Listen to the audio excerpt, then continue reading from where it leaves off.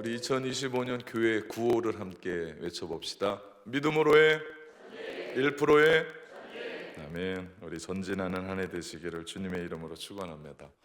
제가 한국으로 이사 오면서 참 아까운 게 있었습니다. 이거 어떻게 해야 되나 정말 아까운 게 있었는데 그것이 책입니다. 그렇게 오랫동안 담임 목회를 20년 했거든요. 20년 동안 거의 모아뒀던 책이었는데 이거 갖고 가자니 한국에 나가서 사는 게 더 싸요. 그러더니 이거 갖고 올 수도 없고 이거 안 갖고 올 수도 없고, 그래서 교회 도서관에 맡기고 지인들에게 다 나누어 주고 안 될 것 같은 경우는 폐기 처분하고 왔습니다. 그리고 몇 권을 가지고 들어왔어요. 그 중에 한 책이 유진 피터슨의 현실에 뿌리 박은 영성이라는 책입니다. 제가 이 책을 얼마나 많이 봤는지 몰라요. 한 챕터 한 챕터 다윗에 대한 얘기인데 제목을 정해놓고 한 챕터 한 챕터 오늘날 현실에 맞게 우리에게 적용할 수 있게끔 이 책을 썼습니다. 유진 피터슨은 영성학자예요. 그러다 보니까 영성에 탁월하게 돋보이는 책입니다. 이 책에 부제가 있다면 한글로는 안 나와 있는데 영어로 보면 내일을 사는 그리스도인을 위한 이 땅에서의 영성이라고 쓰여져 있습니다. 이 책은 그리스도인의 모습을 보여주면서 다윗이 그랬던 것처럼 우리도 세상 속에서 그 가운데 부닥치는 사건 앞에서 우리가 영성을 발휘해야 된다. 어려운 일들이 있습니다. 힘든 일들이 있거든요. 갑자기 몸이 아프고 갑자기 내가 감당할 수 없는 일들을 만나게 되고 현실은 높고 벽은 크고 내가 어떻게 할 수 없을 때 나 자신의 성품을 통해 언어를 통해 생각을 통해 예수 그리스도를 드러내야 된다. 이것이 현실에 뿌리박은 영성이다. 우리가 지금 예배하고 우리가 지금 믿음 가지고 이 자리에 나온 것처럼 우리의 삶의 현실, 그것이 가정이든 일터든 그것이 결혼 생활이든 그것이 나의 학업이든 그 생활 속에서 영성이 드러나야 된다. 말, 언어, 생각까지도, 그리고 우리의 태도까지도. 이런 삶을 살아내기 위해서는 그냥 되지 않습니다. 양육과 훈련이 필요해요. 여러분, 교회 나온다고 그리스도인 되는 것이 아니라 우리 교회 다니면서 꾸준히 기도 훈련하고 말씀 훈련하고 제자 훈련하면서 우리가 그렇게 빚어져 가는 겁니다. 우리는요, 아는 만큼 믿어요. 그거 이상 넘어가지 못합니다. 그렇기 때문에 우리는 훈련을 받아야 돼요. 요즘 우리 김석현 전도사님과 우리 하은자매의 결혼 교육이 계속되고 있어요. 제가 주례하면 보통 2달 동안 그 사람들 만나서 결혼합니다. 아니면 그만두라고. 네, 그런 심령으로 제가 결혼 교육을 합니다. 결혼이 뭔지, 우리 결혼 생활은 그냥 결혼하면 시작되는 게 아니에요. 한 번도 안 해본 거거든요.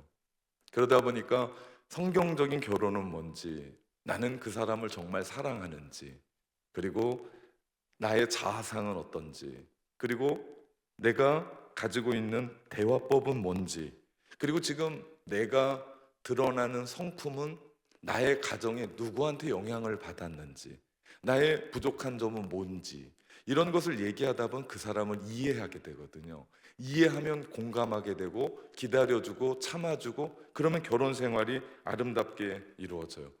교회 일이 너무 많아서 제가 3번을 만났거든요.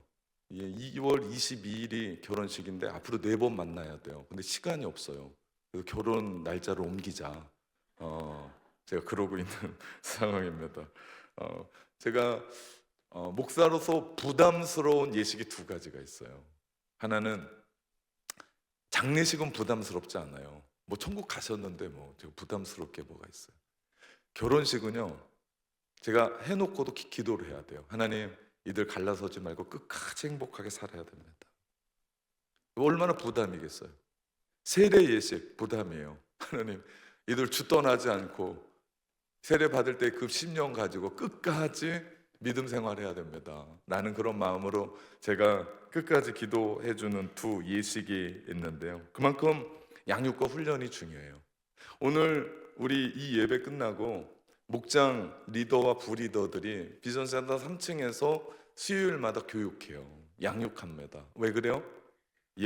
우리 목장원들 잘 케어하기 위해서, 잘 이끌기 위해서 우리는 양육하고 훈련합니다. 100명의 분들이 모여서 함께 교구장과 함께 우리 리더와 부리더들이 함께 교회가 뭔지, 양육이 뭔지, 목장은 뭔지, 우리 교회가 앞으로 어떻게 가야 되는지, 우리는 또 그 안에서 어떤 역할을 감당해야 될지를 훈련하고 양육합니다. 우리가 예수님의 전적인 은혜로 구원받았잖아요. 거기서 끝나지 않아요. 구원은 전적인 하나님의 은혜예요. 그 다음에는 구원받은 사람이 어떻게 살아가야 되는 이야기는 우리가 훈련해야 돼요. 우리가 양육을 받아야 합니다. 그럴 때 주님 닮아가고요. 그럴 때 성결한 사람이 되고, 그럴 때 존 웨슬리가 얘기했던 온전한 성화 가운데 우리가 살아가죠. 바울이 3차 전도 여행에서 두란노 소원에서 사역을 하면서 훈련했습니다. 하나님의 나라를 강론했어요. 그때 큰 변화가 일어났습니다. 그래서 우리가 사도행전의 말씀을 계속해서 보면서 우리 3기 양육하는데, 이제는 그 이름을 두란노 소원이라고 붙이고 두란노 소원으로 오시오 하면서 우리 2월 마지막 주에 발퇴직 시작하면서 이제 3월 달부터 양육에 들어갑니다. 여러분, 많은 분들이 두란노 소원으로 오셔야 돼요. 바울이 3년여 하나님의 나라를 강론하자 엄청난 일들이 일어났어요. 우리는 공동체 역시도 큰 타이틀이 하나님 나라의 현장이에요. 오늘을 하나님의 나라로 살아가자고 우리는 양육하고 함께 해 갑니다. 많이 신청해 주셔서 함께 가야 돼요. 믿은 만큼 성장하게 되고 아는 만큼 믿게 되고, 결국 그럴 때 우리의 삶 가운데 하나님이 부어주시는 기적이 일어나는 줄 믿습니다. 바울은 3차 전도 여행이 계속돼요. 바울은 효과적인 도시 선교 때문에 많은 유대인들과 헬라인들이 예수님을 믿게 됐어요. 이제 그 복음이 그들의 삶에 실제적인 변화를 주기 시작했습니다. 그의 대표적인 예가 지난 주일에 함께 나눴던 에베소 지역의 그 큰 아데미 신전에서 5월마다 축제가 벌어져서 우상 장사들이 그때 대목을 봐야 되는데, 돈을 벌어야 되는데 우상이 팔리지 않는 거예요. 바울이 외쳤던 말씀이 그거예요. 우리 데메드리오가 이야기했던 그대로 사람의 신으로 만든 신은 가짜다. 그러니 팔리지가 않는 거예요.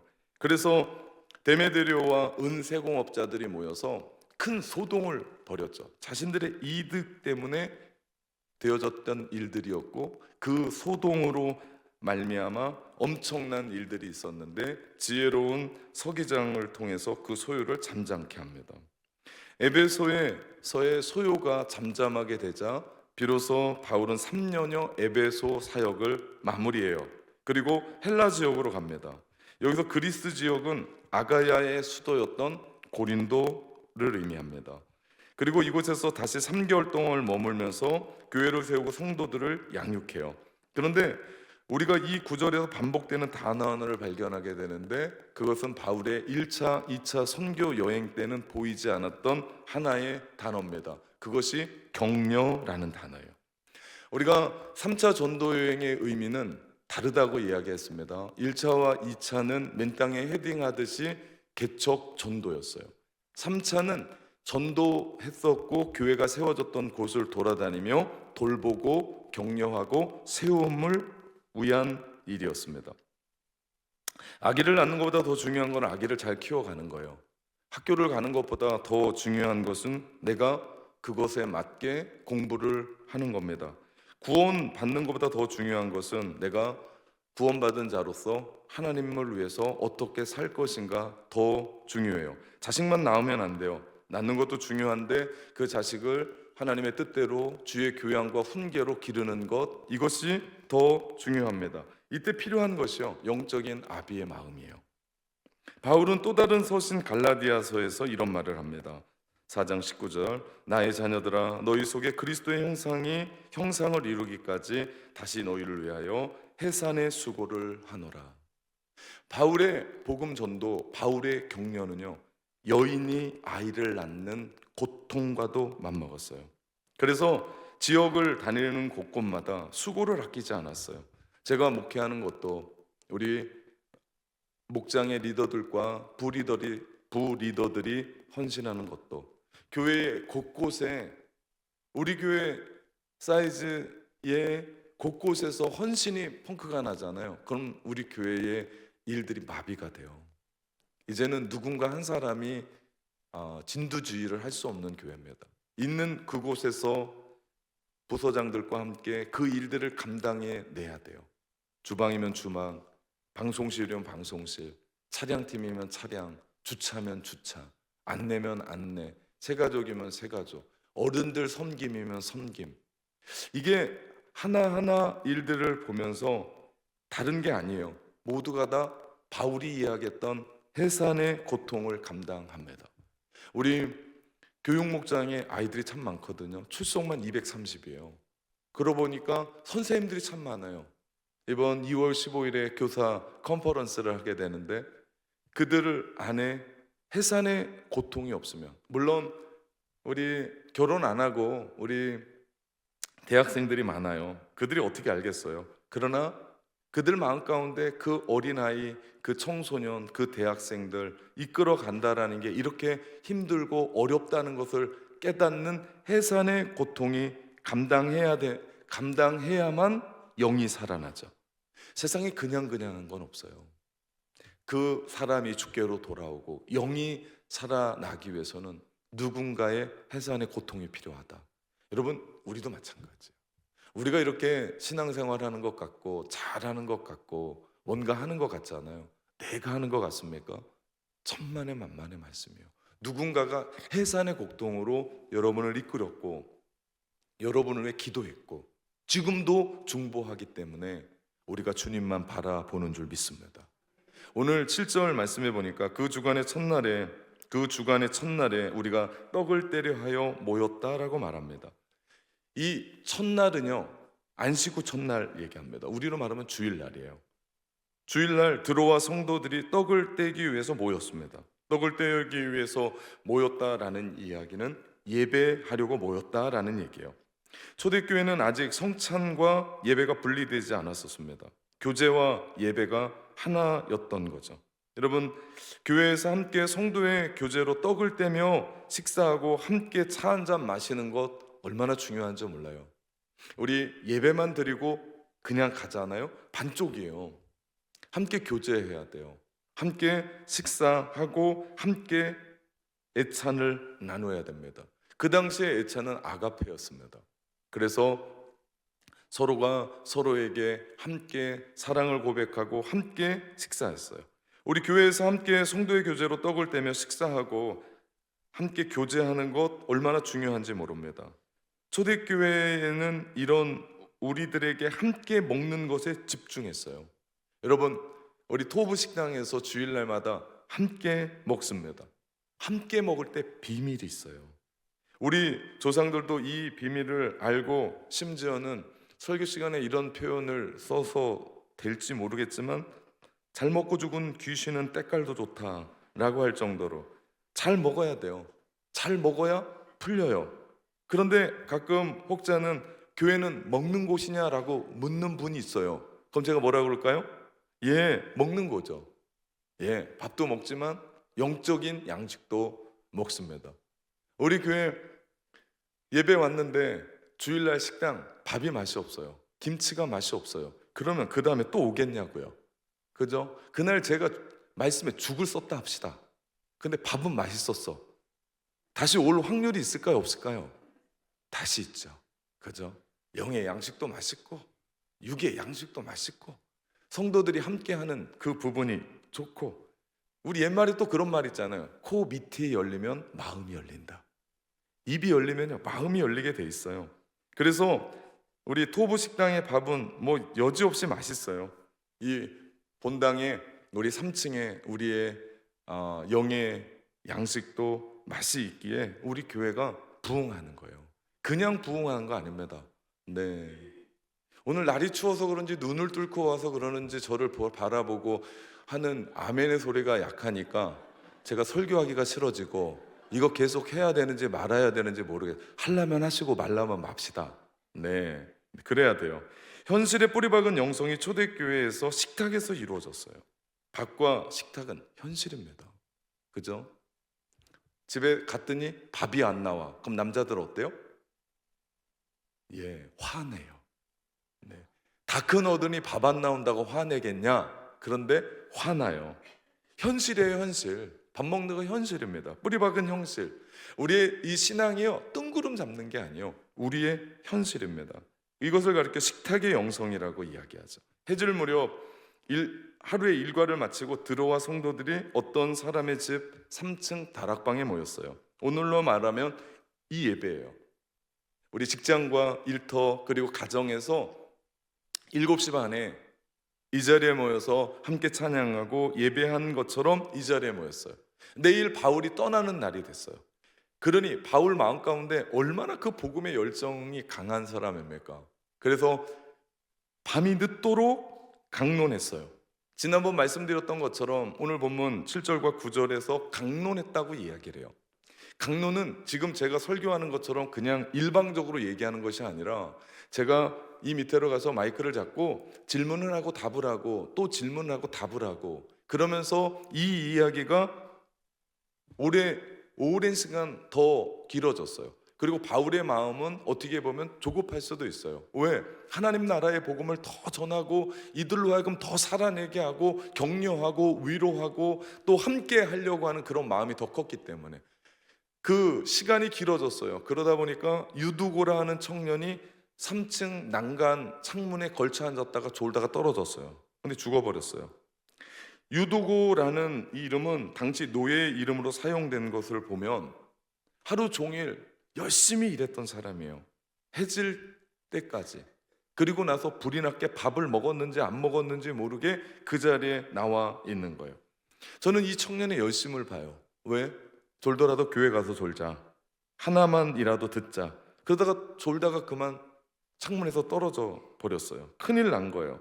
여러분, 사도행전의 저자는 누가입니다. 그리고 누가는 의사였어요. 우리 그 의사였던 누가만 예수님의 겟세마네 동산에서 땀방울이 핏방울로 변한 것을 보고 누가복음에는 그렇게 적습니다. 그만큼 그는 의사였어요. 그 의사가 내려가 보니까 유두고가 어떻게 됐어요? 오늘 말씀해 보니까 죽었어요. 죽었다라고 얘기해요. 그러면 그 의사가 얘기한 대로 유두고는 죽은 거예요. 이미 죽었다.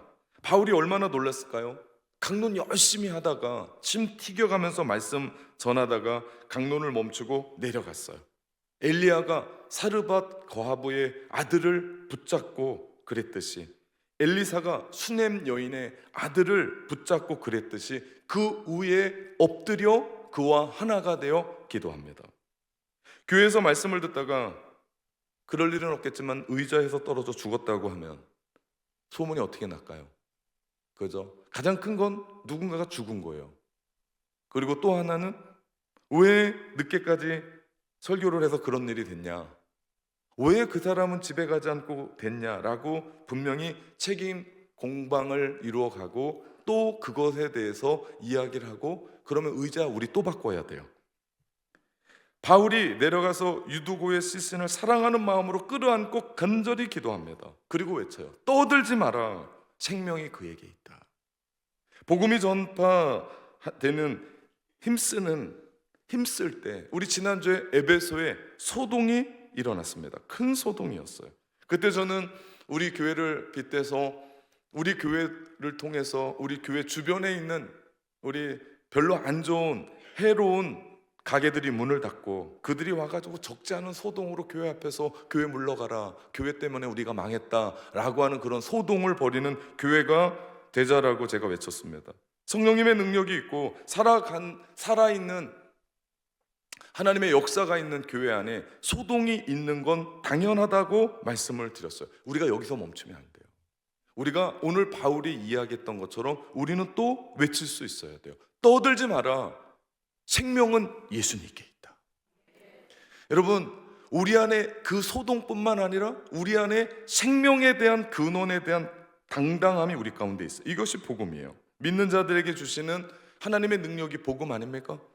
그러면서 그 복음이 우리를 죄의 구렁텅이에 있는 사람들을 구원했고 지옥 가던 사람을 천국 백성으로 만들었던 능력이 있다면, 그 복음의 능력이 우리 안에 잘못된 습관 하나 바꾸지 못하는 능력이라면 말이 되겠냐라고 이야기하면서, 저는 또 그 말씀이 실제가 돼야 된다.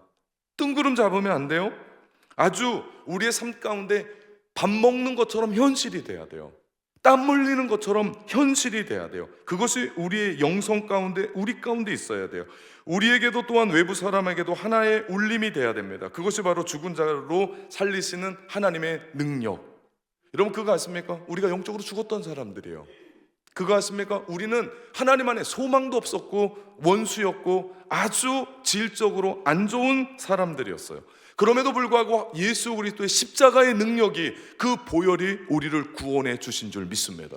그 능력을 부여잡고 살아간다면 우리의 오늘의 삶, 밥 먹고 땀 흘리고 열심히 일하는 그 삶의 이야기가 현실에 뿌리박은 영성이 우리의 태도와 우리의 언어와 우리의 삶과 우리의 인생을 바꿀 수 있어야 되는 줄 믿습니다. 저는 여러분을 축복합니다. 그런 울림이 여러분의 삶을 통해, 우리 교회를 통해 흘러가면서 변화되기를 주님의 이름으로 축원합니다.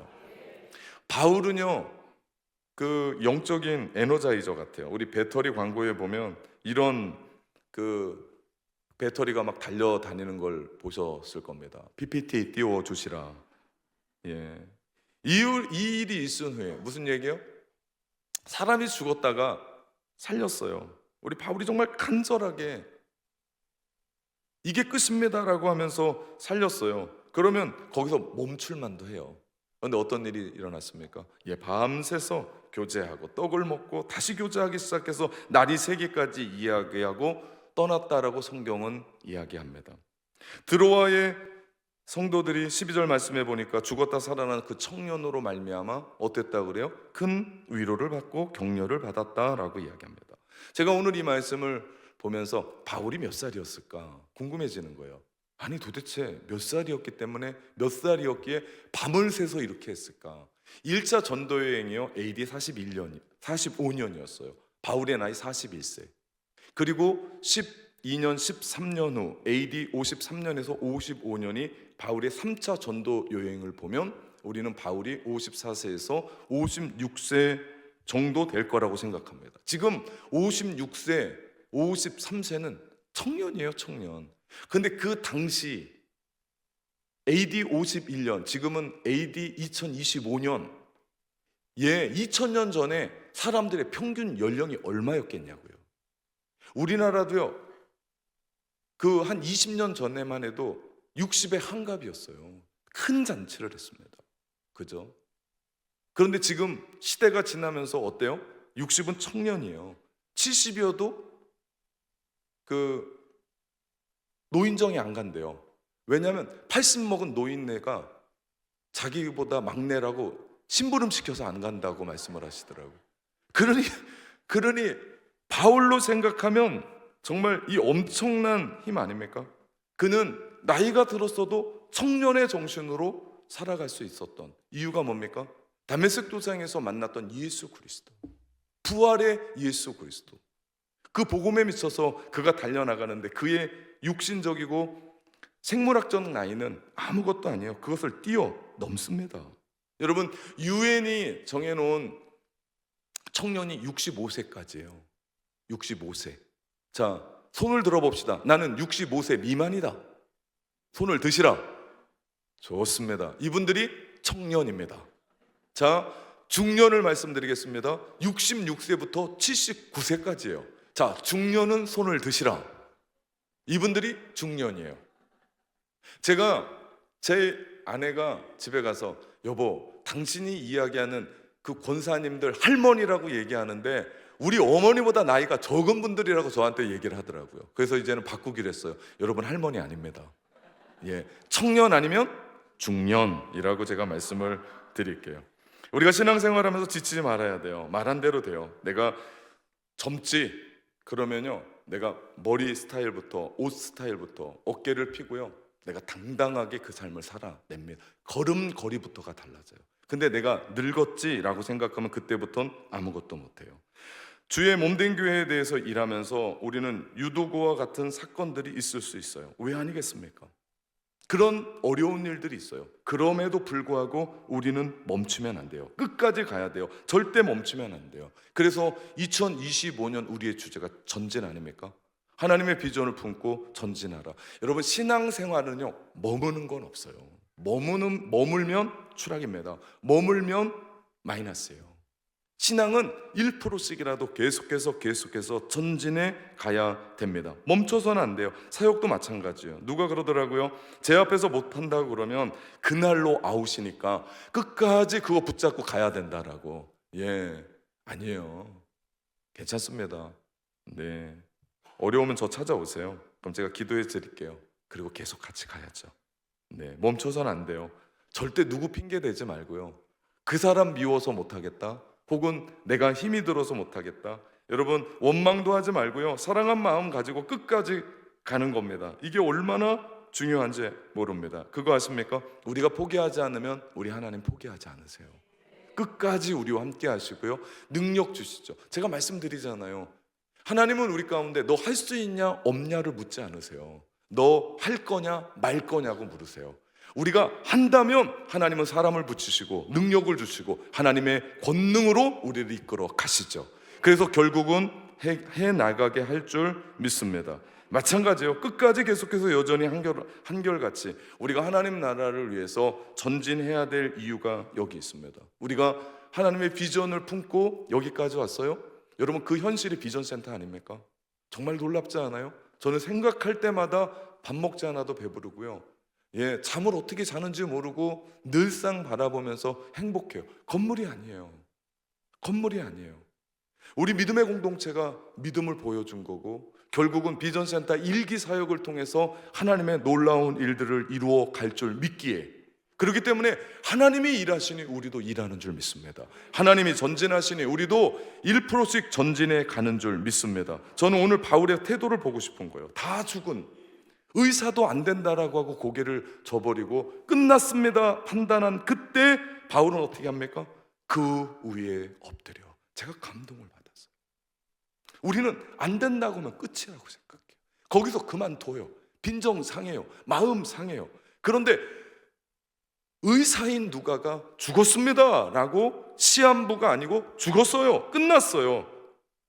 마치 이 기도는 비오기를 위해 무릎을 꿇고 무릎 사이에 얼굴을 받고 기도했던 엘리야의 비오기 위한 3년 6개월 동안 비 안 왔던 그 땅에 비오기를 위한 기도처럼 간절한 기도를 함께 합니다. 소위 품이 있는 기도와는 전혀 달라요. 완전히 그에게 엎어져서 자기가 할 수 있는 모든 기도입니다. 시체 위에 엎드려서.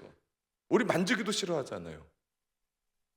그런데 그 위에 엎드려서 눈과 눈을, 코와 코를, 입과 입을, 손과 손을, 배와 배를 마주쳐서 그 위에 엎드려 기도합니다. 여러분, 이것이 초대교회 영성이었어요. 아니, 1세기 초대교회 믿음의 성도들이 영성이 이랬는데 21세기를 살아가는 오늘날의 교회에 영성이 왜 떨어져야 되냐? 그때 믿음의 성도들은 이런 교회 없었어요. 이런 마이크 없었어요. 이렇게 많은 사람들 없었어요. 아주 소수의 사람들이 함께 믿음으로 모여서 기도했고 성령의 능력이 폭발적으로 일어났었던 교회들. 그래서 우리에게 묻는 거예요. 당신은 죽었다라고 하는 그 시체 위에 엎드려 기도할 수 있는 영성이 있는가? 다 실패했고 끝났다라고 전문가가 이야기 안 해도 여러분은 그 문제를 앞에 두고 그 위에 엎드려 하나님 앞에 기도할 수 있는가? 다 끝났다라고 이야기하는 그 현실 앞에서 하나님이 나와 함께 하시지라고 하는 그 마음, 그 믿음을 가지고 함께 할 수 있는가? 암 진단 앞에서 실망하고 절망하고 울어버리고 끝난 모든 것이 다 끝난 사람처럼 자포자기하지 않고 오직 주님을 바라볼 수 있는 믿음이 있는가? 이것이요, 현실의 뿌리박은 영성이라고요. 이것이 오늘날 우리의 이야기라고요. 드라마의 이야기가 아니라 책 속의 어떤 인물의 이야기가 아니라 오늘 우리 오늘 살아가는 눈물 나는 우리의 현실이고 아픈 현실이고 누군가는 그것 때문에 밤잠을 못 자고 눈물을 흘려야 될 현실이고 시대가 왜 그런가? 사람들이 왜 그런가? 이 땅은 왜 그런가? 나라는 왜 그런가? 그럼에도 불구하고 우리 안에 그 후에 엎드려 하나님 앞에 기도하는 영성은 있는가? 사실 바울도 얼마나 당황했겠습니까? 말씀을 전했는데 누군가가 쓰러져 죽은 거예요. 그런데 바울이 이렇게 말합니다. 소란하지 마라. 수근수근 거리지 마라. 떠들지 마라. 너 스스로 문제를 만들지 마라. 그저 호들갑 떨 것이 아니라 뭔가 현실에 필요한 기도가 필요할 때 여러분 같으면 이와 같은 상황에 뭐라고 얘기하겠습니까? 바울은 예수님을 침묵하게 하지 않으세요. 바울은 적극적으로 주님이 우리의 삶 가운데 들어오기를. 왜? 그게 현실이거든요. 그것이 우리의 현실이거든요. 뜬구름 잡는 일이 아니거든요. 그때 어떤 일이 일어납니까? 유두고가 살아납니다. 우리 뿌리 깊은 영성, 우리가 지금 가지고 있는 기도의 영성, 예배의 영성, 여러분의 그 믿음의 영성을 가지고 안 된다라고 이야기하고 끝났다라고 이야기하는 그 속에 뿌리 박은 그 영성을 가지고 우리 가운데 기도하고 믿음으로 이야기할 때 유두고가 살아난 것처럼 기적은 일어나고 우리의 현실은 바뀌고 우리의 삶은 회복되고 근심 걱정은 떠나가고 하나님의 놀라운 기적을 체험하게 될 줄 믿습니다. 그 결과 12절 말씀에 온통의 교회 사람들이 위로를 받고 격려를 받았더라. 저는 우리 낙원 공동체에 이런 일들이 일어나기를 주님의 이름으로 축원합니다. 이것이 그냥 일어난 게 아니에요. 이것이 현실에 뿌리박은 영성의 모습입니다. 우리도 마찬가지. 하나님 나라를 향한 전진, 이곳이 하나님의 나라의 현장이 되고 여러분의 일터가 하나님의 나라의 현장이 되고 여러분의 가정이 하나님 나라의 현장이 되어 갈 때 우리가 무슨 일이 있어도 포기하지 않고 주님께 매달려 기도하고 말씀 들은 대로 우리가 하나님 앞에 기도하여 그 후에 엎드릴 때 하나님의 역사는 반드시 일어나게 될 줄 믿습니다. 큰 소동뿐만 아니라 잔잔한 감동을 넘어 이제는 살아나는 역사, 영이 살아나는 역사, 문제가 풀어나는 역사, 회복되는 역사, 지치지 아니하고 오직 하나님만 영광 받는 역사, 하나님의 임재가 우리의 일상의 삶 속에, 우리의 예배 가운데, 여러분이 지금 근심 걱정하는 그 삶 가운데 반드시 하나님의 역사가 일어나게 되는 줄 믿습니다. 그래서 매일매일 삶이 기적이 되는 교회, 매일매일 하나님의 역사가 경험되는 삶, 이것이 현실에 뿌리박은 영성 그 삶인 줄 믿습니다.